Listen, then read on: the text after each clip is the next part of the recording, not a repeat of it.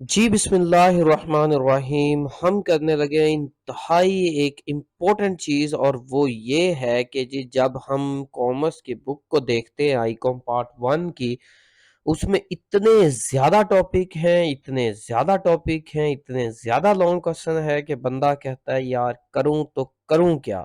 ठीक है, तो सबसे बड़ा मसला आता है ये कि बंदा कर भी ले, फिर भी जब पेपर होता है तो इतना टाइम ही नहीं होता। बड़ी मुश्किल से एक दिन की छुट्टी होती है, या वो भी नहीं होती कई दफ़ा, और आपने पेपर देना होता है। और इस सिनेरियो में आपके लिए सारे के सारे क्वेश्चंस जो आपने तैयार किए होते हैं उनको रिवाइज करना बहुत मुश्किल काम होता है। और इससे भी बढ़कर मसला ये है कि जब हम कॉमर्स की बुक को देखते हैं तो हमारे पास सोल प्रोप्राइटरशिप है, पार्टनरशिप है, कंपनी है, और तीनों में जब उसकी करेक्टरिस्टिक्स, एडवांटेज और डिसएडवांटेज की बात करते हैं तो वो इतने मिलते जुलते हैं कि नॉर्मल आदमी कहता है यार इसको कहाँ से ये सारे पॉइंट्स मिक्स हो रहे हैं याद करते हुए। तो इस मसले का हल है जी 10 सवालों का एक जवाब। तो लेट्स स्टार्ट। क्वेश्चंस क्या है जी, सबसे पहले ये देख ले। करेक्टरिस्टिक्स ऑफ सोल ट्रेडरशिप या सोल प्रोप्राइटरशिप लिखनी हो आपने, करेक्टरिस्टिक्स ऑफ पार्टनरशिप लिखनी हो, characteristics of joint stock company लिखनी हो, ये सारे का सारा आप इसी पॉइंट्स के थ्रू, इसी एक क्वेश्चन याद करेंगे और ये सारे क्वेश्चंस कवर हो जाएंगे। इसी तरह अगर आपने एडवांटेज ऑफ सोल प्रोप्राइटरशिप लिखने हो, एडवांटेज ऑफ पार्टनरशिप लिखने हो, advantage of joint stock company लिखने हो, तो भी उनका आंसर यही पॉइंट्स, यही हेडिंग्स, यही होगा जो मैं आपको बताने वाला हूं।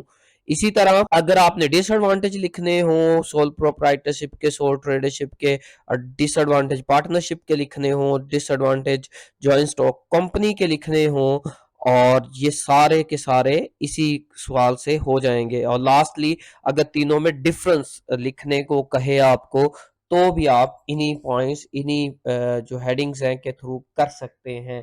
ये आपके 10 सवालों का सिर्फ एक जवाब है, 10 सवाल और सिर्फ एक जवाब। और ये 10 सवालों में से पिछली दफा 2 सवाल आए हुए थे, और हर साल एक कम से कम लाजमी सवाल आता है इनमें से। तो इसलिए ये सवाल जो है वो 10 के 10 बहुत ही इंपॉर्टेंट है। तो देखते हैं जी इसका आंसर कौन सा आप कर लें, तो सिर्फ आपको वही पॉइंट्स याद करके वो हर जगह पे आप लिख सकते हैं। ये टेंशन, ये रोला, ये झंझट खत्म हो गया आपका। और इससे पहले कि हम इन सवालों का सलूशन देखें, आप लोग सब लोगों से रिक्वेस्ट है चैनल को सब्सक्राइब कर लें, वीडियो को लाइक कर दें, शेयर कर दें, ताकि दूसरों को भी फायदा पहुंचे और आप तक आने वाली हर वीडियो पहुंचती रहे। तो लेट्स स्टार्ट जी इसका आंसर। तो स्टार्ट करते हैं। इससे पहले आप लोगों से रिक्वेस्ट है कि चैनल को सब्सक्राइब कर दें, वीडियो को लाइक कर दें, ताकि आप तक आने वाली सारी वीडियोस पहुंचती रहे। आंसर क्या है जी, करेक्टरिस्टिक्स हमने पढ़ी है सोल प्रोप्राइटर, पार्टनरशिप और कंपनी की, फिर एडवांटेज और डिसएडवांटेज, और फिर कंपैरिजन। हम पहले करेक्टरिस्टिक्स की बात करते हैं, फिर एडवांटेज की बात करेंगे, और लास्ट पे डिसएडवांटेज और कंपैरिजन की बात। सबसे पहले अगर हम बात करें जी करेक्टरिस्टिक्स की, तो लीगल एंटिटी एक पॉइंट है। ये सोल प्रोप्राइटर की भी करेक्टरिस्टिक है, पार्टनरशिप की भी और कंपनी की भी। कैसे जी, सोल प्रोप्राइटर में no need of legal entity. Legal entity mean separate legal entity, यानी कि अलग कानूनी हैसियत। सोल प्रोप्राइटर में कोई अलग कानूनी हैसियत नहीं होती, और ये इसकी खुसूसियत है। पार्टनरशिप में अलग कानूनी हैसियत तब होती है जब अगर पार्टनरशिप आपकी रजिस्टर्ड हो, तो उसमें क्या है, रजिस्टर्ड होगी तो लीगल एंटिटी होगी, ये उसकी करेक्टरिस्टिक है। और कंपनी में लाजमी अलग कानूनी हैसियत होती है, ये कंपनी की करेक्टरिस्टिक्स आप लिख सकते हैं, must have separate legal entity. Next point है आपके पास लायबिलिटी। तो सोल प्रोप्राइटर में अनलिमिटेड लायबिलिटी होती है, जिम्मेदारी गैर महदूद होती है, जितना भी लॉस हो जाए आपको बेयर करना पड़ता है। जस्ट आपने एक सेंटेंस इसके नीचे लिखना है, जब आप अगर सोल प्रोप्राइटर की करेक्टरिस्टिक्स आती हैं तो आप लिखेंगे जी unlimited liability of the owner in sole proprietorship. ठीक है, तो ये आपकी करेक्टरिस्टिक्स बन जाएगी। इसी तरह अगर आप पार्टनरशिप में है तो उसमें भी अनलिमिटेड लायबिलिटी होती है। जॉइंट स्टॉक कंपनी की बात करें तो उसमें लिमिटेड लायबिलिटी होती है। तो joint stock company has characteristics that it has limited liability, ये उसमें पॉइंट एडजस्ट हो जाएगा, ठीक है। जस्ट आपको यही पॉइंट याद करने हैं और जिसकी भी कैरेक्टरिस्टिक्स आए आप उसमें ये फिट कर सकते हैं। थर्ड पॉइंट है आपके पास रजिस्ट्रेशन। तो आपको पता है सोल प्रोप्राइटरशिप के लिए एक रजिस्ट्रेशन होने के लिए कोई लॉ नहीं है, उसको रजिस्टर्ड करवाना जरूरी नहीं है। पार्टनरशिप में मर्जी है पार्टनर्स की करवाएं या ना करवाएं, 1932 के एक्ट के अंदर रजिस्टर्ड करवा सकते हैं। ये आप लिखेंगे कि partnership there is no compulsory for partnership to register the partnership business but you can get advantage by registration of partnership, and partnership registration law is 1932, ठीक है। नेक्स्ट है आपके पास ट्रांसफर शेयर। ट्रांसफर शेयर का मतलब है कि आपने अपनी ओनरशिप को ट्रांसफर करना है। तो सोल प्रोप्राइटर में सोल प्रोप्राइटर जब चाहे वो अपनी ओनरशिप को ट्रांसफर कर सकता है, बिजनेस को सेल कर दे किसी को भी, उसको कोई पूछने वाला नहीं है, तो वो इजीली कर सकता है। पार्टनरशिप में आपको पार्टनर से परमिशन लेनी होती है, सारे पार्टनर की कंसेंट से आप अपना शेयर ट्रांसफर कर सकते हैं। जॉइंट स्टॉक कंपनी में अगेन आप without consult of any other partner या शेयर होल्डर आप अपने शेयर स्टॉक एक्सचेंज में सेल कर सकते हैं। Payment of tax soul proprietor में अलग से कोई टैक्स नहीं होता, जस्ट आपको अपनी इनकम पे टैक्स देना होता है जो आप कमाते हैं। पार्टनरशिप में भी सेम है, लेकिन कंपनी में डबल टैक्स ये हेडिंग बनती है कि आपको एक दफा अपनी कंपनी पूरी को टैक्स देना पड़ता है और फिर जो आप कमाते हैं उसमें से भी टैक्स देना पड़ता है। तो कंपनी में आप लिखेंगे कंपनी हैज टू पे डबल टैक्स, ठीक है। तो ये कंपनी की भी कैरेक्टरिस्टिक्स बन जाएगी। इसी तरह ऑडिट, ऑडिट होता है चेकिंग करवाना बुक। तो जो आपके पास सोल प्रोप्राइटरशिप है उसमें कोई जरूरत नहीं होती, आपकी अपनी मर्जी है। पार्टनरशिप में भी मर्जी पे डिपेंड करता है, ये उसकी भी खसूसियत होगी। और कंपनी की ये खसूसियत बनेगी कि company must have to audit its books of accounts, ठीक है। कंपनी के लिए ये कंपलसरी है और यही आप इनकी एक्सप्लेनेशन में लिखेंगे। नेक्स्ट है आपके पास question number 7, point number 7, that is secrecy. Sole proprietor आपको पता है एक ही बंदा ऑनर होता है, वो घर वालों को भी चाहे तो बताए चाहे तो ना बताए, तो उसमें हाईली सेक्रेसी होती है, राजदारी सबसे ज्यादा होती है। पार्टनरशिप में भी पार्टनर्स तक चूंकि बातें लिमिटेड होती हैं तो किसी हद तक सेक्रेसी होती है, लेकिन कंपनी में नो सेक्रेसी, सारी चीजें आप जो है वो सबको बताते हैं, ठीक है। तो उसमें किसी तरह की कोई सेक्रेसी नहीं होती, ठीक है। इसी तरह पॉइंट 8 है आपके पास चेंज इन बिजनेस।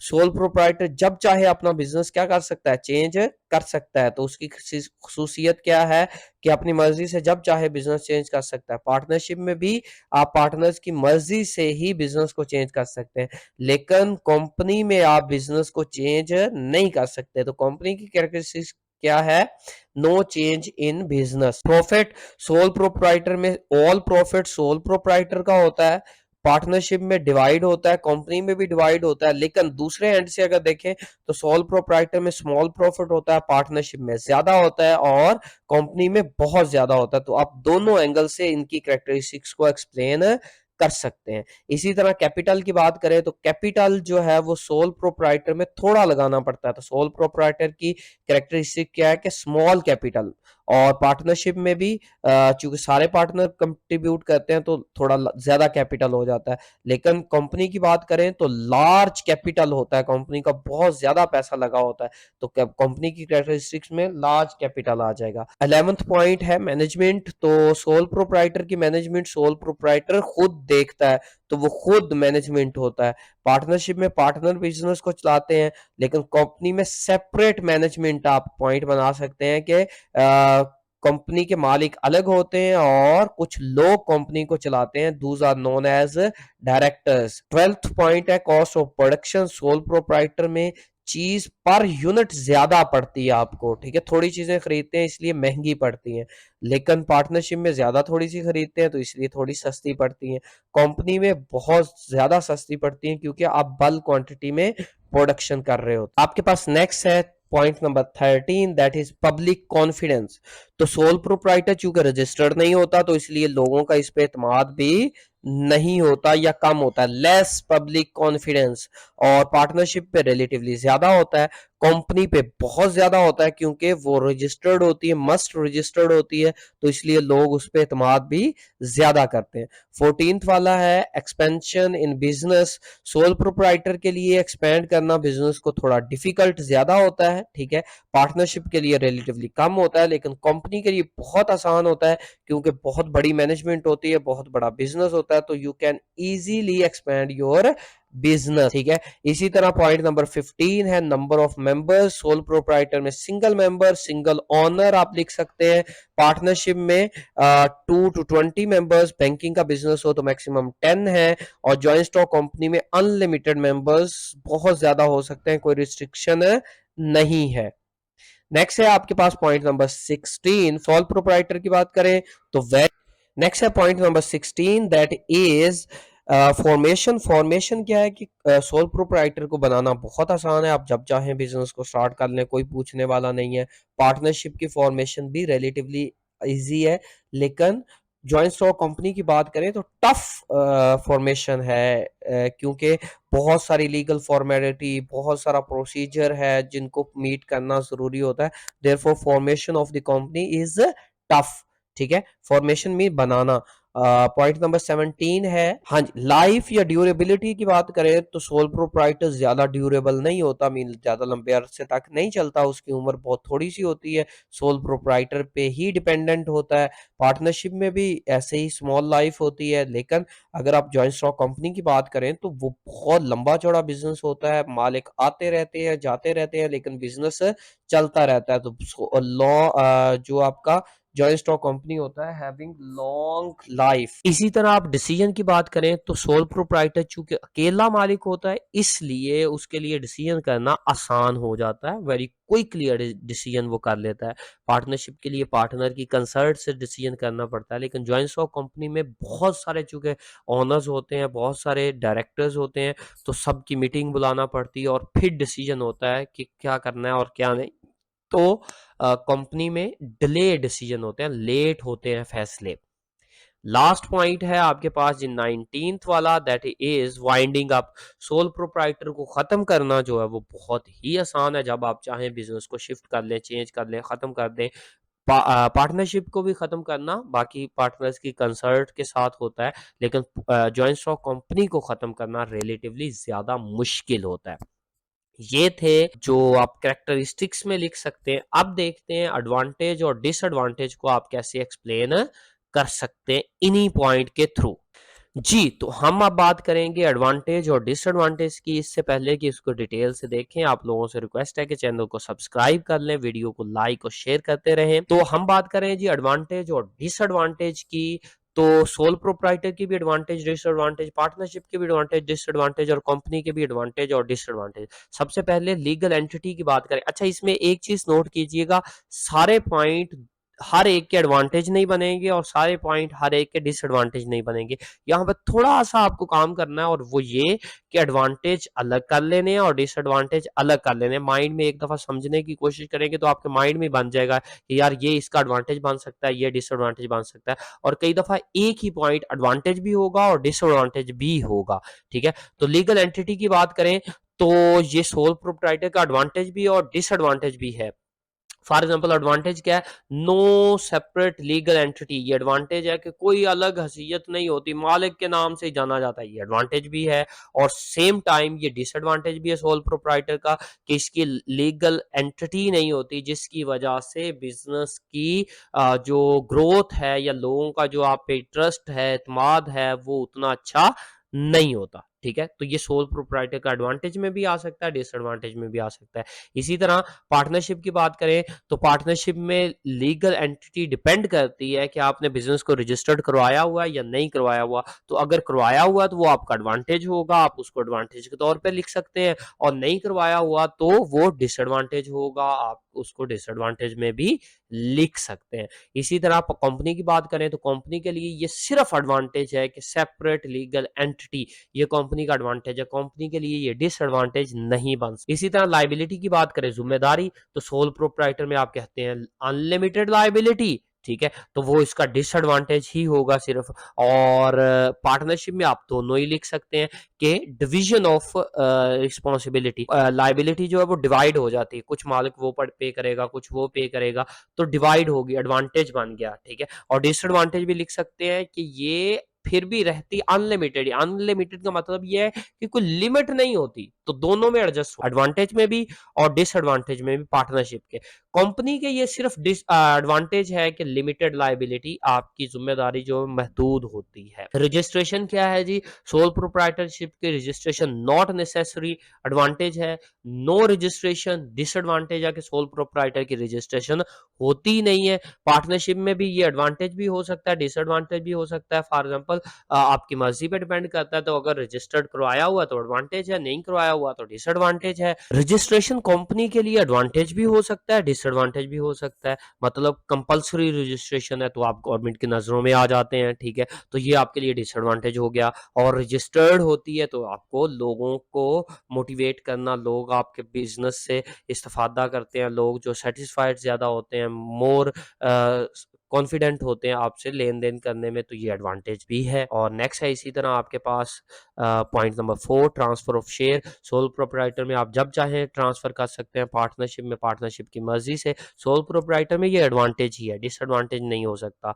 और पार्टनरशिप में थोड़ा सा ये डिसएडवांटेज है, आप डिसएडवांटेज में ही लिखें तो ज्यादा अच्छा है। और कंपनी में अगेन ये एडवांटेज है कि without permission of share holders आप अपनी मर्जी से शेयर को ट्रांसफर कर सकते हैं। Payment of tax, soul proprietor में लेस पेमेंट ऑफ टैक्स, तो आप इसको एडवांटेज में लिखेंगे। पार्टनरशिप में भी लेस, और कंपनी में ये डिसएडवांटेज बनेगा, डबल टैक्स, कि आपको 2 दफा टैक्स पे करना पड़ता है। ऑडिट की बात करें तो सोल प्रोप्राइटरशिप में ये एडवांटेज है और डिसएडवांटेज भी, कि no need to check your books, या यानी कि आपको अपना हिसाब किताब चेक करवाने की जरूरत नहीं है। और फिर no proper checking of your accounts, तो ये डिसएडवांटेज भी बन गया।